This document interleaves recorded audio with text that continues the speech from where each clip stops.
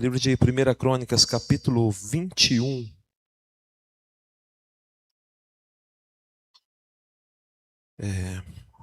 A partir do versículo 1. Vamos ler os primeiros versículos, depois a gente volta a ler todo o texto. Diz assim: Então Satanás se levantou contra Israel e incitou Davi a levantar o censo de Israel. Davi disse a Joabe e aos chefes do povo: Vão e levantem censo de Israel, desde Berseba até Dan, e tragam-me a apuração para que eu saiba seu número. Então Joabe disse: Que o Senhor, seu Deus, multiplique este povo 100 vezes mais. No entanto, meu rei e senhor, não são todos eles servos do meu senhor? Por que meu senhor requer isso? Por que trazer assim culpa sobre Israel? Porém, a palavra do rei prevaleceu contra Joabe. Então Joabe saiu e percorreu todo Israel. Depois voltou para Jerusalém. Joabe apresentou a Davi o resultado do recenseamento do povo. Havia em Israel 1.100.000 homens que puxavam da espada, e de Judá eram 470.000 homens que puxavam da espada. Porém, os de Levi e Benjamim não foram contados entre eles, porque a ordem do rei foi abominável a Joabe. Senhor Deus Todo-Poderoso, Rei dos Reis, Deus bendito, estamos diante da Tua palavra, do Teu amor, da Tua grandeza, e que o Senhor fale conosco. Que Teu Espírito Santo fale aos nossos ouvidos e aos nossos corações, porque precisamos de Ti. Em Teu nome santo que eu oro e agradeço. Amém e amém. Glória a Deus. Irmãos, um pouco sobre o livro de Crônicas. O livro de Crônicas ele foi escrito por volta do século IV a.C., e provavelmente ele foi escrito ali por Esdras ou por um dos escribas sucessores dele.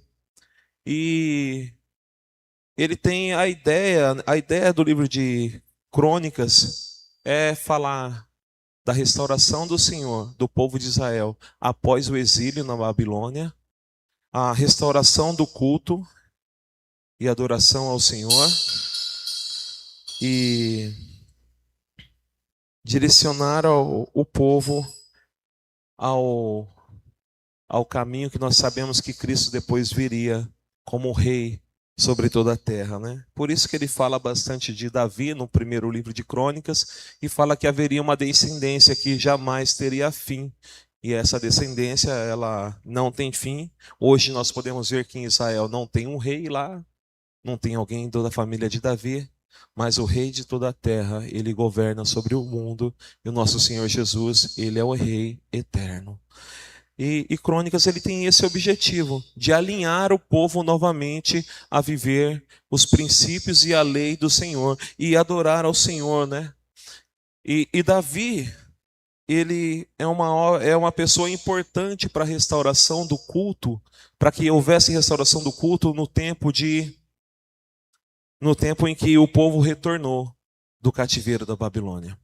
Porque Davi foi quem restaurou, fez o culto como ele era no templo de Deus. Ele que separou os sacerdotes por turnos, separou os levitas, ele preparou lá, ele fez o projeto, a planta de como seria o templo, de como seria a adoração ao Senhor. Davi ele fez todo um projeto e entregou para o seu filho Salomão para construir. E por isso que, se você ler 1 Crônicas, você vai ver que os primeiros capítulos vai falar de uma genealogia extensa, que é até chegar aquele pessoal que retornou do cativeiro. Daí vai falar um pouquinho de Saul, bem pouquinho. Aí depois começa a falar de Davi até o capítulo 30, quando chega na hora da transição do reino de Davi para Salomão.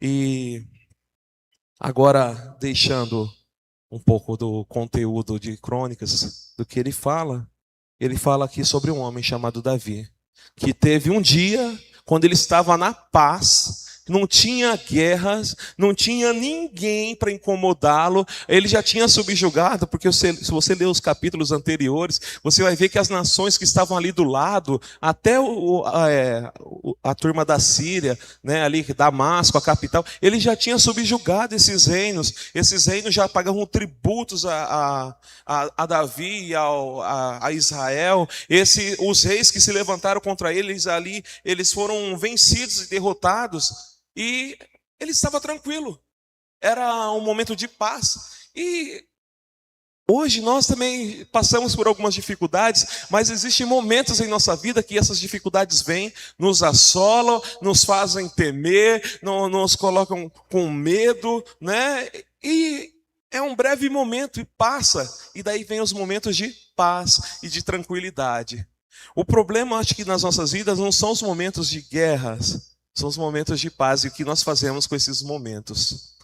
Aonde nós colocamos a nossa confiança em tempos de paz, em tempos de tranquilidade. Para o que nós olhamos quando nada nos persegue, né? Porque quando algo está nos perseguindo, nós olhamos para Deus, queremos Deus, vamos em busca de Deus, recorremos a Deus. Se o Senhor não lutar por mim, eu não posso vencer a batalha. Se o Senhor não abrir as portas, eu não vou poder conquistar o meu sonho, o meu projeto. Mas e quando conquistamos? E quando vencemos? E quando estamos em paz? E quando os inimigos que vinham guerrear contra nós e que nos faziam temer, já pereceram? Porque se você ler os capítulos anteriores, né, se você ler a história de Davi, a guerra dele já começa lá quando ele está no meio das ovelhas. Ele vence o urso, o leão, depois ele enfrenta Golias, depois ele enfrenta os exércitos inimigos e também tem uma briga ali com Saul. Ele guerreia ali, passa uma vida inteira de lutas, daí depois ele começa a governar, ele ainda guerreia com seus filhos, né? Ele tem vários momentos de luta, e nesses tempos você vê ele clamando ao Senhor, buscando direção. E Davi, ele perguntava: Senhor, eu devo ir enfrentar o meu inimigo? Eu devo fazer de tal forma? E Deus respondia. Mas quando Davi estava tranquilo, ele aparentemente ele ficava igual, nós podemos falar, relaxado, né? Relaxado, agora está tudo tranquilo, já resolvi tudo, aquilo que me afligia já não me aflige. E ele estava ali relaxado e pensando: olha quantas coisas eu conquistei, olha o reino como está debaixo dos meus cuidados, olha quantos reis eu derrotei, né? E o homem, nós também não somos diferentes depois de tantas adversidades e que nós vemos aquilo que nós conquistamos por causa do Senhor. Nós sentamos ali, refletimos e glorificamos a Deus, mas em algum momento falamos assim: olha tudo que eu conquistei, olha tudo que eu pude fazer, olha como foi difícil, mas eu superei todas as dificuldades. E Davi estava um dia sentado no seu trono e falando talvez assim: olha como eu venci o rei da Síria, olha como eu convenci um povo inimigo que era mais fraco do que o meu povo a pagar tributo sem guerrear. Só de chegar eles falaram: não, pode deixar que a gente paga o tributo. Olha como eu conquistei tantas coisas. Isso tudo é porque eu tenho um exército muito grande. Isso tudo porque o povo de Israel, hoje ele está equipado com espadas. Hoje o povo diz: o meu exército é forte, ele é poderoso. E quer saber? Eu vou ver depois de todas as minhas conquistas, qual é o tamanho do meu exército, do meu poder bélico, e que se alguém vir eu vou poder destacar um exército imenso para lutar as minhas guerras. A última pregação minha foi, né, quem vai lutar as nossas guerras, né? E Davi disse que era o Senhor. Agora, nesse momento, Davi, ele está falando assim: eu tenho um exército para lutar as minhas guerras. Eu tenho um povo numeroso para vencer as minhas batalhas. Olha tudo que eu conquistei. E daí, aqui em Crônicas diz assim: então Satanás se levantou contra Israel e incitou Davi, nos seus tempos de paz, que você venceu as suas lutas, a quem nós damos ouvidos? A quem nós damos ouvidos? Davi começou a ouvir assim: olha como você é um rei poderoso. E essa voz já foi escutada uma vez. Lá no jardim, a serpente um dia chegou com a mesma voz e disse: não, o que Deus está querendo dizer é que se você comer desse fruto, você vai ser igual a eles. Ele plantou ali a semente dizendo assim: olha, você vai ter glória, vai ter status, vai ter riquezas. E o que eu acho interessante é que no livro de Provérbios, no capítulo 16, vamos ver aqui, a Bíblia vai dizer assim, ó: o caminho dos retos, versículo 17, o caminho dos retos é desviar-se do mal. Quem guarda o seu caminho, preserva a sua vida. Daí o versículo seguinte é: antes da ruína vem a soberba, e o espírito orgulhoso precede a queda. Quem escreveu isso aqui foi Salomão, filho de Davi. E ele fala do caminho dos retos e fala como um homem cai. E Davi, ele foi um homem que tinha caminhos retos e se desviava do mal. Hoje a Rosana leu o Salmo número 1, né? E é justamente sobre isso, sobre se desviar do mal, que não se assenta na roda dos escarnecedores, que se desvia, e daí ele se torna como uma árvore frondosa, né? E tem um versículo lá, não lembro como para parafrasear ele, mas em uma versão fala que o homem é como palha, né? Como algo sem valor.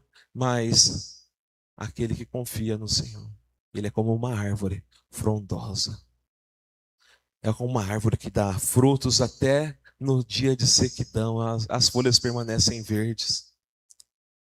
Só que para isso acontecer, ele tem que estar ligado no Senhor. Só que para isso acontecer, os seus olhos têm que estar no Senhor. A sua confiança tem que estar no Senhor. Não pode acontecer depois de ter visto o Senhor ter feito tudo através da sua vida, você virar e pensar e ouvir uma voz dizendo: olha como você é poderoso. Olha tudo que você conquistou. Irmãos, eu falo isso porque em 2014, deixa eu aqui, voltar para o capítulo. Em 2014, eu trabalhava e estava com uma vida muito boa. E eu tive esse sentimento de Davi. E eu olhei para mim e falei assim: olha como eu tenho tido uma vida de paz. Agora só falta comprar a casa. Tava tudo encaminhado na minha cabeça. E eu comecei a olhar assim: olha como eu tenho uma vida muito boa. Olha tudo que eu conquistei.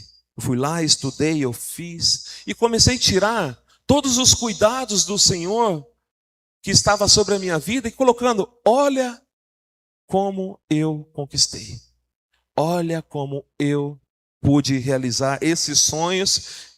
Olha, casei, tenho uma família, estou provendo todas as necessidades de casa. E tirei os olhos do Senhor. E 2015 foi maravilhoso. Virou o ano, né? Aconteceu diversas coisas, os irmãos sabem da trajetória. E foram 2 anos e 7 meses para entender que tudo que realmente eu possuía não vinha das minhas mãos, vinha das mãos do Senhor. E o importante é saber que nos dias de paz é a quem nós temos dados ouvido. Ao que conquistamos e possuímos, ou a voz do nosso Senhor? Porque o homem que é reto, ele busca o Senhor, ele busca a presença do Senhor e não se desvia e não atenta para o mal. E até o contrário, se o mal vir contra ele praticamente ele vence o mal.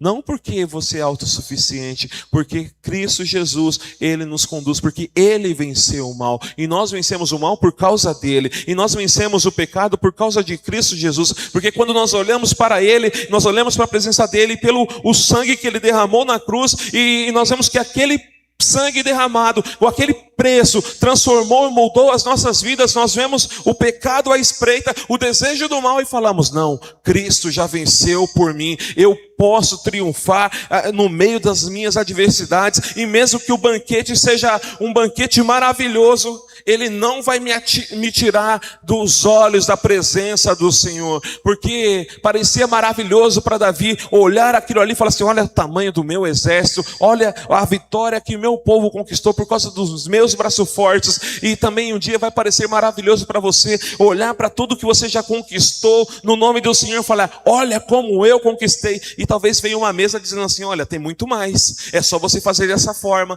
e Satanás ele vai se apresentar, mas aí você vai olhar para o seu Senhor e Salvador, vai olhar para aquele que vive, que morreu e ressuscitou, e vai falar, isso não é para mim, porque o meu Deus, Ele não me prometeu as coisas deste mundo e desse reino, mas Ele me prometeu viver com Ele eternamente, e as coisas desse mundo são temporais, passageiras, e não trazem resultado nenhum, porque a Bíblia vai dizer através de Jesus, que os homens eles ajuntam tesouros na terra, aonde a traça e a ferrugem consome o tesouro, mas os filhos de Deus, aqueles que buscam o Senhor, acumulam tesouros nos céus, aonde nem a traça e nem a ferrugem podem corrompê-los. E quando nós tivermos um banquete, tentando nos fazer desviar da presença de Deus, nós vamos lembrar dessa mensagem, de que Cristo Jesus, Ele é mais que suficiente, e não nos desviamos. E tudo bem, e se ouvirmos uma voz que vai tentar nos desviar? A palavra aqui diz que Davi, ele não tinha apenas um general, mas ali você pode ver que Joabe ele era um amigo. Joabe ele era um amigo, porque ele pega e diz assim, ó, no versículo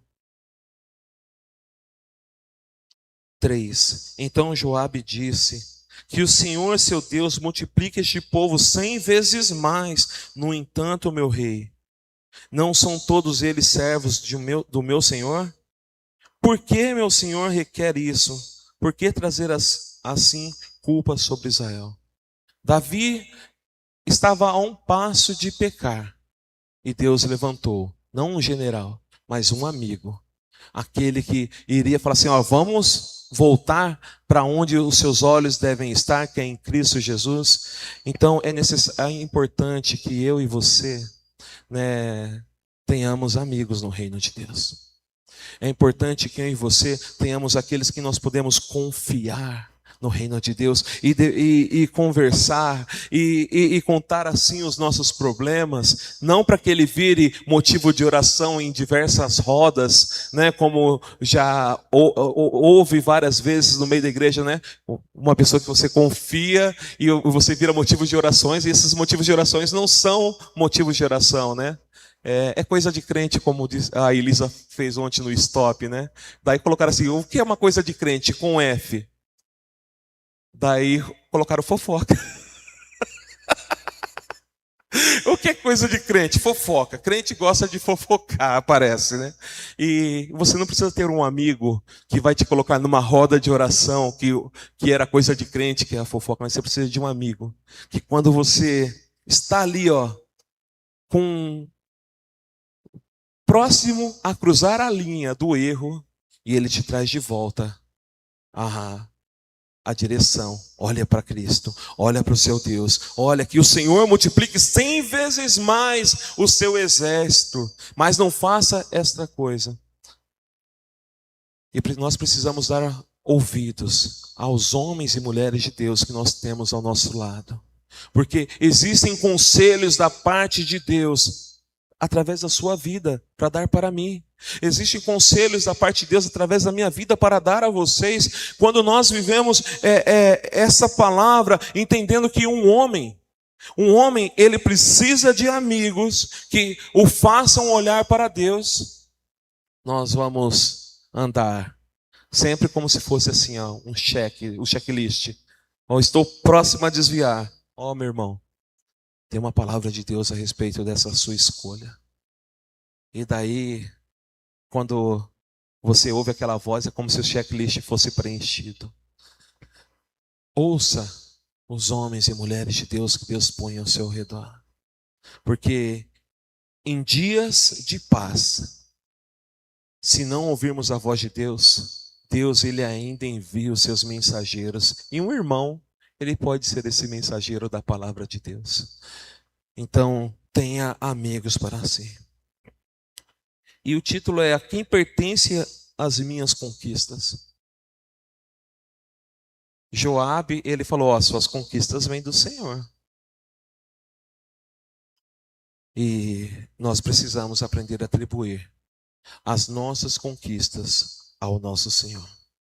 Então, nós sabemos que nós precisamos andar com pessoas que nos apontam o caminho para Deus, que nos leva para a presença do Senhor. Nós precisamos ter ao nosso redor pessoas que fazem os nossos olhos se aguçarem à presença de Deus e buscar mais a presença de Deus e buscar a glória dele. E isso é interessante porque nós viemos aqui no domingo para ouvir uma mensagem que nos aponte, que nos leve de volta para Deus, mas nós retornamos para a nossa casa e nós podemos contemplar a grandeza, o poder de Deus, e por causa da palavra que foi ministrada no domingo. E essa palavra pode ser uma palavra que vai guiar outra pessoa e apontando o caminho para Deus. Então você precisa se alimentar da palavra de Deus e da presença de Deus e ver a quem pertence as suas conquistas até aqui. E se elas pertencem a Deus, você precisa começar a ministrar essas conquistas na vida do perdido, do cansado, daquele que não conhece a presença de Deus, porque a sua vida como um testemunho pode transformar outras vidas.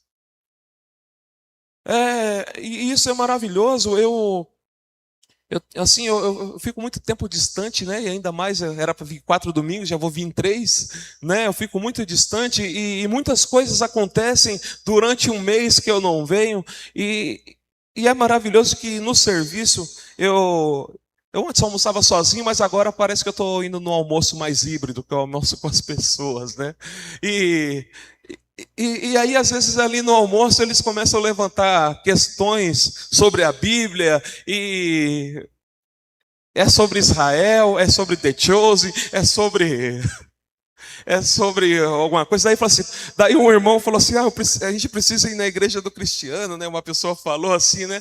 Eu falei assim: você precisa ir lá, mas primeiro você precisa ir para a minha Bíblia, que parece que vocês estão um pouco distante dela, né? Você precisa ler a Bíblia também, né? Daí eles estavam falando assim: vamos marcar de todo mundo ir? Glória a Deus, né? Que eles marquem mesmo, que eles possam vir aqui contemplar a Deus conosco, glorificar o nome de Deus. Mas é maravilhoso porque eles param ali, ficam ouvindo, e daí levantam uns questionamentos que às vezes são uns questionamentos absurdos, né? Para o meu olhar, né? Para o meu olhar é absurdo. Do ponto de vista deles é uma pergunta sincera, né, sobre algo que eles não conhecem.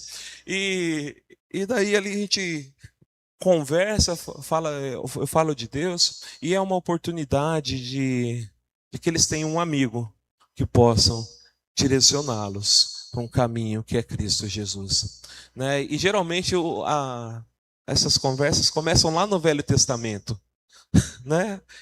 Só que tem que terminar em Cristo. E daí esses momentos são importantes que eu tenho ali de poder transmitir o amor de Deus. E começamos lá no Velho, eu falo assim: e Moisés? Daí tem que parar em Jesus. E daí eles falam: é verdade, eu nunca tinha pensado por esse ângulo, eu nunca pensei dessa forma. A minha mãe, né? Tem dois que falam assim: a minha mãe vai em tal igreja, tudo, mas eu nunca pensei dessa forma.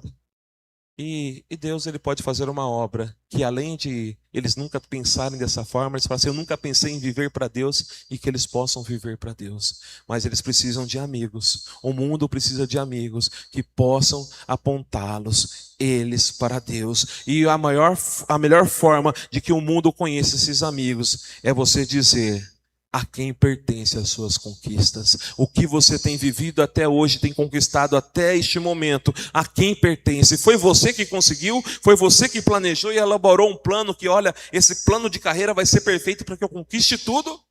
Ou foi dependendo de um Deus poderoso que tem cuidado de você e tem te abençoado, tem te alimentado, tem dado sabedoria para que você possa trabalhar, adquirir riquezas, tem te dado força, tem te dado vigor, tem te dado discernimento nos dias difíceis? Porque o mundo ele precisa ouvir que Deus ele age, ele intervém na sua vida, que foi os testemunhos que foram contados hoje aqui. Não é um Deus que está longe e distante, mas é um Deus que intervém na vida do homem.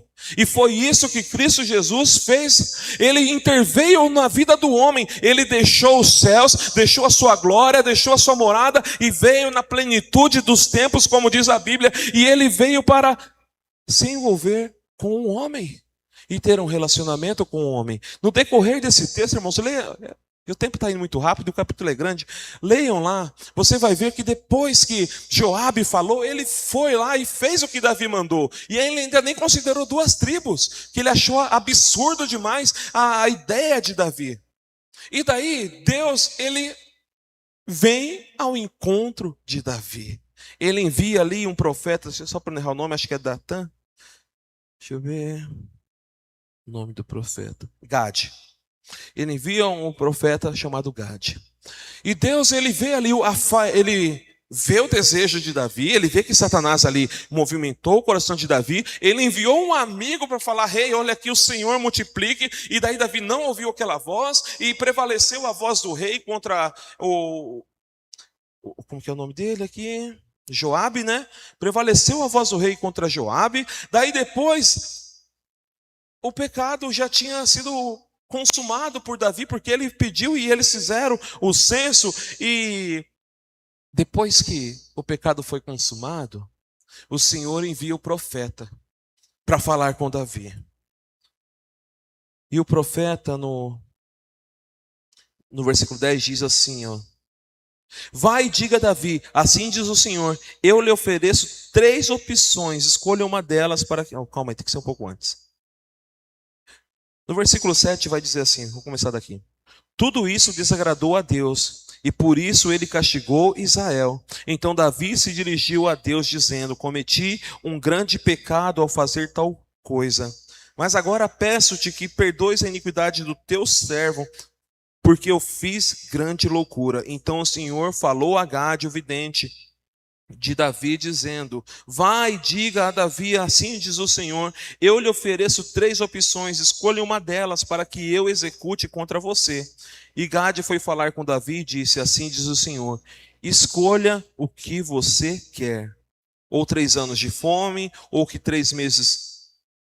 por 3 meses seja consumido diante de seus adversários, sendo alcançado pela espada dos seus inimigos, ou que por 3 dias a espada do Senhor, isto é, a peste na terra, e o anjo do Senhor causem destruição em todos os territórios de Israel. Diga agora a resposta que devo dar ao que me enviou. Bom, aqui nós vemos que há consequências para as nossas falhas, para os nossos erros e para os nossos pecados. Deus, ele atribui consequências, e essas consequências elas vão ferir a nós.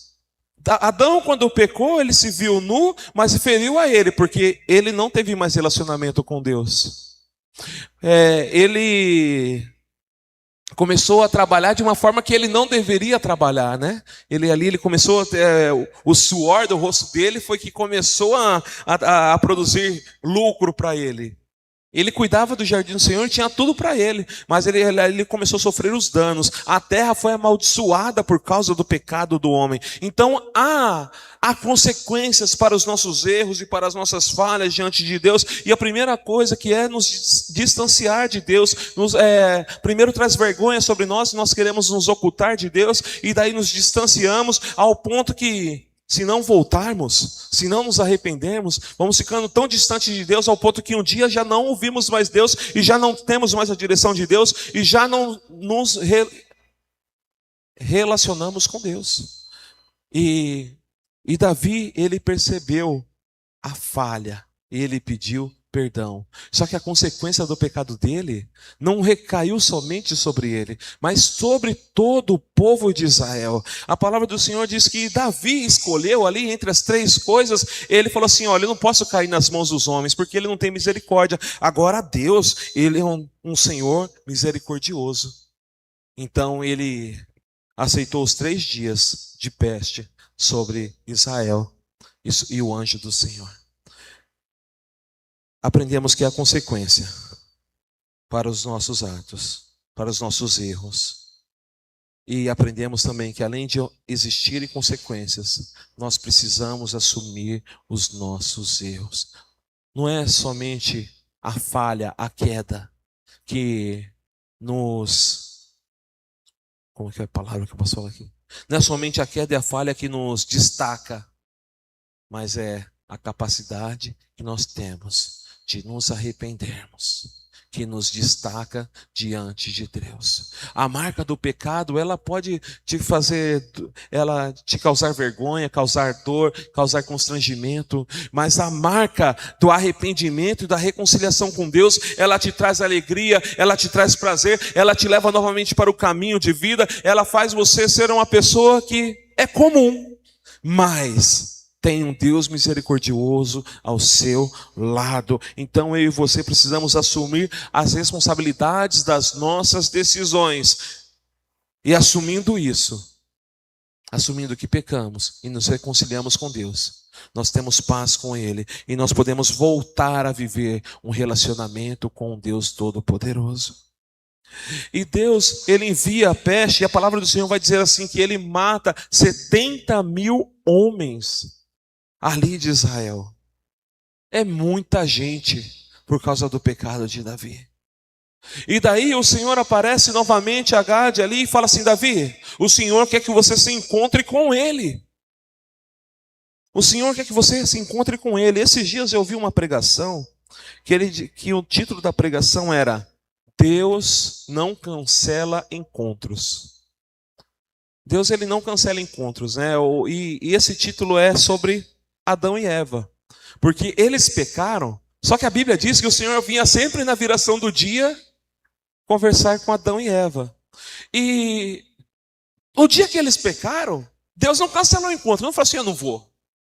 Deus, Ele foi, diz a palavra do Senhor que Ele procurou Adão e Eva, Ele procurou e chamou pelo jardim, e eles se esconderam atrás das árvores, por causa do seu pecado, por causa do seu erro, e Davi, ele pecou também, ele se afastou de Deus, só que ele teve uma atitude diferente.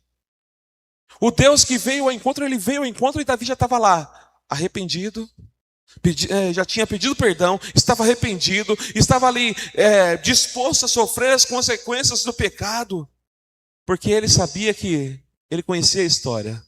Deus não cancelou o encontro com Adão, Deus não cancelou o encontro com Eva, e não ia cancelar o encontro com ele, de um rei que andava na sua presença e buscava a sua face. Deus não ia cancelar o encontro, só que ele agiu ali, dizendo: eu me arrependo, me perdoo, e não é justo que o meu pecado recaia sobre todo este povo. Ele foi ali e se colocou diante do Senhor arrependido, porque ele sabia que Deus não cancela encontros. E talvez nós podemos pecar, falhar, nos distanciar ali por um momento, nos desviarmos do caminho, porque não ouvimos a voz de um amigo nos direcionando e apontando para Deus. E esse amigo pode ser uma pessoa, mas também tem o Espírito Santo de Deus, que Ele fala aos nossos corações, fala aos nossos ouvidos e nos diz: olha, você está se afastando, você precisa voltar, você precisa andar no caminho, você precisa ouvir a voz de Deus e fazer a vontade dEle, que é boa, perfeita e agradável. Os seus caminhos não são os caminhos de Deus, eles te levam para longe.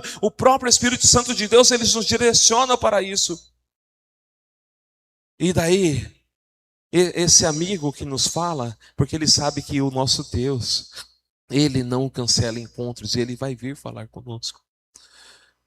E depois de matar 70 homens, Deus envia o profeta: fala lá com Davi, fala que eu quero me encontrar com ele, fala para ele construir um altar, fala para ele construir um altar, que eu quero falar com ele. E a palavra do Senhor diz que Davi foi aonde o Senhor estava, que era sobre ali, sobre hoje nós conhecemos esse lugar, quando nós olhamos para Israel, é onde está a cúpula da rocha, onde tem não sei se é mesquita, como é que chama ali É mesquita, né?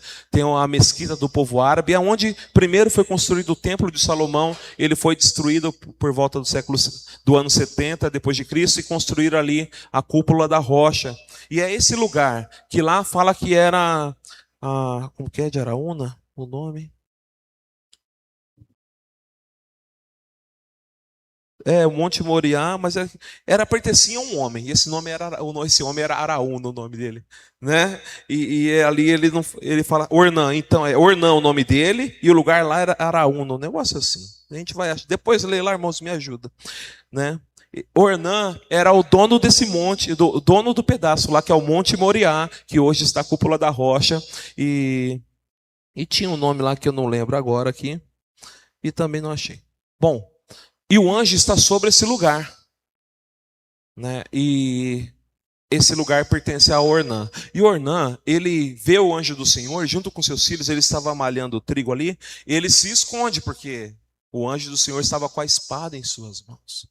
E ele se esconde, mas quando ele vê Davi, ele vai lá, corre, se prostra e começa a falar com Davi. Daí Davi fala assim: olha, eu preciso da sua terra e eu quero comprar. E esse homem fala assim, porque uma coisa que era sobre os reis, que lá por Moisés já disse. Eles apontou ali. Depois eu leio que eu não estou conseguindo. Deixa eu voltar lá porque eu estou pensando aqui. Né, tinha uma coisa sobre os reis, era que Moisés disse assim: um dia vocês vão ter um rei. E esse rei, o que ele pedir de vocês, vocês vão ter que dar. Vai pedir seus filhos, vai pedir sua terra, e vocês dão. E esse homem, ele tinha, acho que já entendido essa palavra. E quando Davi falou assim: eu preciso da sua terra, porque eu vou adorar a Deus, ele falou assim: não pega a sua terra não. Pega a terra, os cereais, os bois, os gados, e pode dar ao Senhor. E é seu. E o Davi fala assim: não, eu não posso dar ao Senhor algo que não me custe, que não tenha um preço, que não haja um sacrifício. Eu não posso dar ao Senhor algo que eu não desprenda de mim, que não saia nada de mim. E ele fala assim: então eu vou comprar. E ele compra por um certo valor aquela terra. E ali passa a ser, ele compra os bois e constrói um altar. Arrependido, ele constrói um altar na presença de Deus. Arrependido, ele retorna o relacionamento com Deus. Arrependido, ele olha para aquele lugar e começa a entender que ali deveria ser construído o templo de Deus, a casa de Deus. Então, nós não devemos entregar ao Senhor algo que não nos custe um preço. A sua vida, ela pertence a Deus. Mas as suas atitudes são os preços que nós falamos o quanto Deus é importante para nós. Sabe, Deus nos criou, Ele nos formou, mas qual é o preço que nós pagamos ali diante de Deus para dizer assim: nós pertencemos realmente a Deus. A minha vida é dele, meu coração é dele. O que eu renuncio, o que eu disponho, falando assim: não, isso aqui é do Senhor, isso pertence ao Senhor. Esse período agora que eu tenho aqui de oração é do Senhor. Esse período de leitura da Bíblia é do Senhor. Essas escolhas que eu vou fazer agora, elas não vão ser baseadas na minha vontade. Eu quero ter muitas coisas, eu quero ter muitas posses, eu quero ter muitos bens. Mas e se Deus está chamando você para falar: me dê tudo? E se Deus está chamando para você para falar assim: olha, igual Barnabé, tudo que tinha, ele deu para a igreja. E se o Senhor está falando o contrário do que você pensa? Porque nós não devemos ter apenas uma vida abençoada e achar que é só isso. Mas nós temos que ter uma vida de renúncia e de entrega, aonde nós sabemos que o nosso relacionamento com Deus, ele tem um preço. Tem um preço. E nós não somos apenas cristãos de qualquer jeito, mas nós nos entregamos diante dele. E isso não tem a ver com abolir o sacrifício de Jesus na cruz, porque eu não estou falando de uma obra que te salva. Eu estou falando de uma obra que corrobora, dizendo assim: eu pertenço a Deus. Porque o apóstolo Paulo, o apóstolo Tiago vai dizer assim: me mostre a sua fé, que eu te mostro as minhas obras. E aquelas obras não o salvava. Só estava dizendo assim: olha, essas obras que eu tenho, agindo em favor de Deus e cumprindo a vontade dele, é só para dizer assim, que eu creio nele. É para dizer que a minha confiança está nele. Que é para dizer que o que eu possuo vem dele. Então, as minhas obras são as atitudes que eu tenho que expressam o quanto eu dependo dele. E para nós, num tempo que é tão corrido, nesses dias da nossa vida, tantas coisas acontecem. E o que te custa em adoração a Deus? A leitura da palavra? Ela é tomada durante o seu dia? O tempo de oração é executado, é tomado durante a correria do nosso dia? Você tem dado algo que te custe? Você priva alguma coisa que você julga ser bom e não é que é ruim, é boa. O tempo de livre, fala assim, não, eu vou privar esse tempo livre para dar algo que é para Deus, a minha adoração e a minha vida. E Davi estava dizendo isso, olha, não, eu vou dar algo que me custe, eu tenho que gastar um valor, eu tenho que depositar créditos nisso. Então, eu vou pagar as terras. Eu devo dar algo que me custe. Se é tempo livre versus honrar a Deus com a leitura da Bíblia, eu honro a Deus. Eu adoro a Deus. Eu exalto o nome de Deus. Né, eu vi nas redes sociais aí, tem um rapaz que faz vários vídeos engraçados, e o primeiro vídeo engraçado que ele fez, que eu vi dele sobre a Copa, era Brasil versus culto de quarta-feira. E a gente não tem culto de quarta-feira, né? Então foi tranquilo, né? Mas imagina as igrejas que tem um culto de quarta-feira, e como é que estava? O jogo do Brasil rolando, e o pastor foi para o culto, a igreja estava lá? Porque o que nos custa, né? O que nos custa 2 horas para ver o Brasil ou 2 horas da presença de Deus? É isso entender. Isso é uma das coisas que nós podemos entender, né? Que nos custa. Por exemplo, hoje, daí ele fala assim, uma coisa que ele não imaginava era, que quarta-feira foi ruim, mas imagina, Brasil versus culto de domingo. Ele fez o segundo vídeo. E hoje, muitas igrejas estão aí com essa disputa acirrada. Muitas igrejas cancelaram o culto de noite para ter o culto de dia, mudaram o horário. Mas agora, olhe isso na visão de Deus. O que nós estamos sacrificando? O que nós estamos entregando? Né? Hoje demos sorte, né? Então, o nosso culto é de manhã. Mas e se o culto hoje fosse... E se o jogo fosse hoje de manhã? Se fosse lá no Japão? Né? Se fosse lá no Japão? Então seria provavelmente por volta da hora do nosso culto. E qual seria a nossa escolha? E qual seria o preço que nós iríamos pagar para Deus? Iríamos ouvir os fogos, embora acho que nessa Copa não tem fogos em favor do Brasil, que não se ouve, né? Mas assim, ouviríamos os fogos, mas estaríamos aqui contemplando a Deus, ou seríamos aqueles que estaríamos em frente a uma tela para soltar rojões? São preços, são custos, é algo, é lógico, dá para mudar o horário do culto? Dá para mudar o horário do culto, dá para fazer várias coisas. Mas isso é uma coisa que nós devemos nos apegar, né? São 2 horas de jogos e 2 horas na presença de Deus. O que eu desejo? O que eu vou fazer? Né? Seria bom se falar assim, vamos começar o culto 2 horas antes, daí a igreja continuasse assim, não, vamos permanecer mais 2 horas na presença de Deus? Isso seria interessante. Porque se você faz 2 horas antes, o povo já não vai acabar, até chegar em casa não vai dar tempo. Né? Prorrogação, é tudo, são várias coisas. E isso foi o futebol, né? Mas tantas outras coisas que são banais e pequenas e o homem troca por Deus. Um homem troca uma lentilha pela primogenitura. Eu estava num aqui, eu estava num. É, sim, nós fizemos o culto, porque Deus, ele é mais importante do que um jogo de futebol. Deus é mais importante, né? Mas é claro, dá para alinhar as coisas? Dá. Mas e se fosse, qual é a escolha correta? Qual é a escolha correta? Nós mudamos as coisas para Deus em questão deste mundo ou mudamos as coisas do mundo em relação a Deus? Porque essa não vai ser a primeira Copa que aconteceu isso e não será a última, né?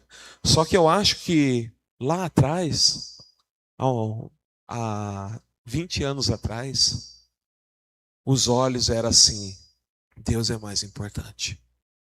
O Senhor é mais importante. O meu tempo na presença dele é mais importante. Buscar a face dele é mais importante. Ah, vai acontecer o jogo e não vai ter de novo. Deus é mais importante. Porque, irmãos, o que não vai ter de novo vai ser as 2 horas que você perdeu na presença de Deus. Você não recupera. Um jogo de futebol agora está gravado no YouTube. Você assiste lá depois, assiste todo o jogo. Ah, já sabe o resultado? Mas você não sabe como é que saiu o resultado, então assista e veja o resultado. A gente não vê os melhores momentos, só que não tem como ver os melhores momentos do culto, porque você não estava no culto. Você não estava na presença de Deus, você não deu aquilo que te custe. Nós precisamos alinhar a nossa vida a falar: Deus é o que nós temos de mais precioso, porque afinal de contas, a quem pertencem as nossas vitórias? A quem pertence as nossas vitórias? Não pertence a Deus? Então Deus é a prioridade. Deus é o centro. Davi, ele ouviu a voz de Satanás, ele teve ali o conselho dos seus amigos, a voz do Espírito Santo através da vida de Joabe, e daí depois ele teve ali um momento de arrependimento, e Deus foi lá e não recusou o encontro com o rei, e foi lá através do profeta e falou: eu vou me encontrar com Davi. E daí veio, ele suportou o peso do pecado ali que caiu sobre o povo de Israel, arrependido. O Senhor foi lá: prepara um altar. Ele preparou um altar, lhe custou um preço, ele pagou, ele se prostrou diante do Senhor e se rendeu. E a adoração e o arrependimento nos faz ter uma aliança e uma vida na presença de Deus. Não existe comunhão com Deus sem arrependimento e sem adoração. E Davi ali prostrado, ele construiu um altar, e diz a palavra do Senhor que o Senhor recebeu a oferta de Davi. Aqui é Eira de Ornã. Agora eu acho que no livro de Samuel é Eira de Araúna que diz lá. Mas neste lugar o Senhor recebeu a adoração e a confissão de arrependimento de Davi. E Davi, ele tinha no plano dele construir o templo do Senhor. Ele falou: é nesse lugar que o templo vai ser construído, porque foi naquele lugar que o Senhor recebeu a sua adoração. Qual é o lugar em que Deus tem recebido a sua oração? Adoração, louvor. Qual é o lugar que você fala: aqui é o lugar onde eu me apresento diante de Deus? Qual é o lugar? E o que esta palavra tem a ver com Jesus? Primeiro que Davi, ele achou o lugar onde seria construído o templo, aonde Deus ia se relacionar com o povo de Israel. E Jesus, ele escolheu o lugar na história, no momento da história. Diz a palavra do Senhor que ele, lá no livro de João, no capítulo 1, ele habitou entre nós. E no momento da história, Deus, ele estabeleceu um lugar na terra, lá em Jerusalém, ou lá em Israel, lá em Belém, aonde ele nasceu, e ele habitou entre nós. Ele veio habitar com os homens. Assim como o lugar do templo foi escolhido, o Senhor, ele veio habitar conosco. Jesus Cristo, ele veio com a sua presença, com a sua glória. E a palavra do Senhor lá no livro de João diz que ele tabernaculou conosco. Ele habitou no meio do seu povo e vimos a sua glória como a do unigênito do Pai. E Jesus, ele veio viver com o seu povo. Davi encontrou lugar para construir o templo. E eu vi isso numa pregação também, que ele diz assim, que Davi estava falando assim: agora Deus tem um CEP. Porque antes Deus, ele se construiu o altar, colocava a tenda em determinado lugar e Deus se manifestava. Eles andavam um pouco e colocavam em determinado lugar e Deus se manifestava. Neste momento, o tabernáculo do Senhor estava em outro lugar e era lá onde ele habitava. E Davi falou assim: não, vai ser aqui.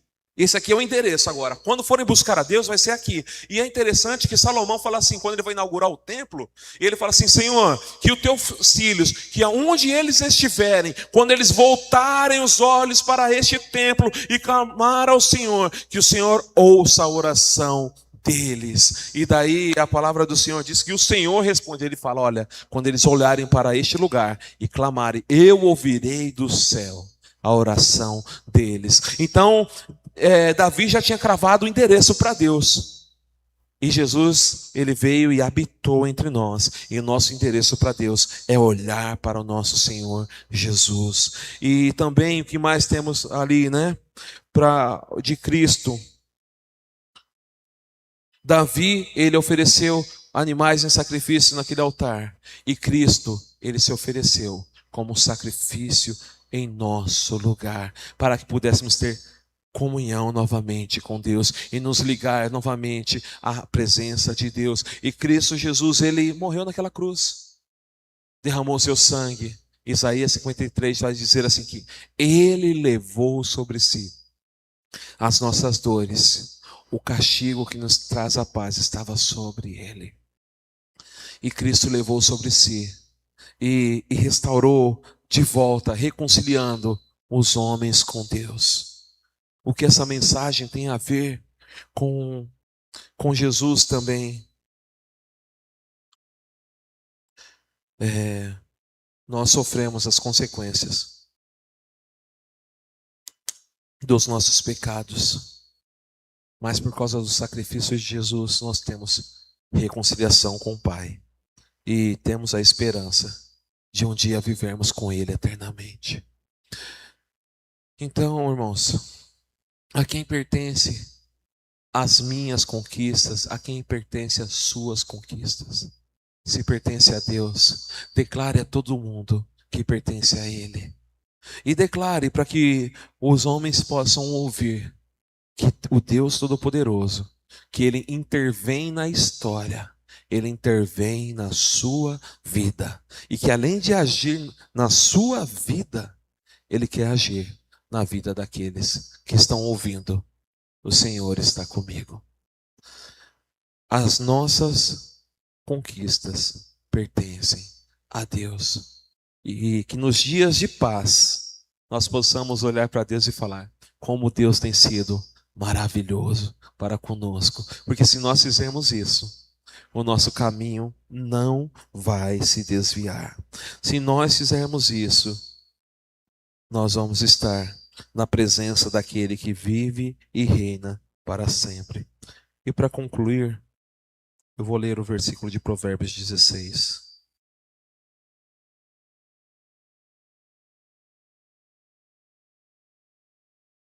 O caminho dos retos é desviar-se do mal. Quem guarda o seu caminho, preserva a vida. Guarde os caminhos do Senhor, porque a palavra do Senhor diz que Ele é lâmpada para os nossos pés e luz para os nossos caminhos. E se nós encontramos Ele, nós não tropeçamos e não erramos a direção, porque nós estamos indo, como Abraão, rumo à pátria celestial, porque o nosso lugar não é aqui, mas é viver com aquele a quem pertence as nossas conquistas, porque Ele nos conquistou para Ele. Nós vivemos por Ele, para Ele e por meio dEle. Amém. Glória a Deus. Vamos orar ao Senhor.